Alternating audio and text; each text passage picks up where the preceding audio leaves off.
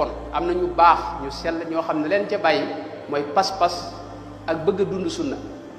waaye ku seetlu xam na ne seytaane moom jëfandikoo na ci lu bari ñu bare bari buñ fàtte ne rasulullah sallallahu alayhi wasallam ci xadis bi Buxaari net li moo wax ne allahumma barik lana fi saamina wa fi yamanina yàlla na yàlla barkeel saam sunu saam gi ak sunu yaman am ci saxaaba yi ne ko wa fi najdina mu delluwaat waa mu allahumma barik lana fi saamina wa fi yamanina yàlla na yàlla barkeel saam ak yaman am ku ne najdi doo ko ci boole yonente bi baamuwaat ñaan gi ca ñetteel ba yonente bi ne ko hunaka zalazilu wal fitan wa biha yatlu qarnu shaytan najd fa la qarnu shaytan di feeñe qarnu shaytan ñu bari ci borom xam dañ ko firé woon musaylimatul kaddaab waaye ku mel ne Zeyni Daxlaan ak borom xam yu mujj yëpp dañuy wax ne fitna yi musaylima fitna Muhammad ibn Abdul Wahab moo ko gën a rëy te loolu am nay nett yu bari yonte bi juñu ne ba tey ne haahuna ha inna al fitnata haahuna ci riwaayatu Buxaari Buxaari in na ci ahadis yu bari ha inna al fitnata haahuna fitna ji fii lay juddoo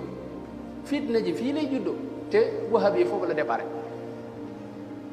yonent bi daana wax ne masalan wahab yi li ma ko waxee du ma taami maanaam du ñëpp am na ñu baax ñoo xam ni yàlla mën leen a dimbali waaye buñ am na nattukaay bi mooy yonent bi daa wax ne inna al ghadaba min ash-shaytan am na ñoo xam ne fu ñu waxee nga am loo naqari ku ne dégg na ko fan yi wax yi xew am na ñoo xam ni ci ñoom seen xol yi daa fees dell ak mer ñëpp lañ mere yow bu fekkee da nga julli fii ci jàkka ji yéefar nga ndax jàkka yi ay mutasawwi boo yoree kurus yow yéefar nga takk nga maxtu yow yéefar nga nuyu nga def nii yow yéefar nga loo def rek yéefar nga xam ne yow an ñëpp sëriñ si yëpp ay yéefar la taalibe itam yéefar lañ ndax ñoom ñoo ngi ànd nañ état yi itam yéefar lañ parce que ñoom ñëpp dañoo attewul l'islam maanaam nga xam ne adduna yëpp yéefar lañ ko dul man daal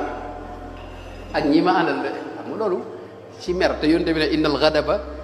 min ash-shaytan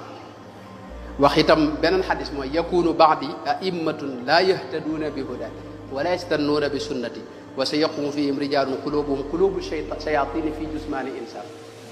loolu la koy nag mais riwaayatu muslim kon loolu it nga naay loo xam ne sëñ bi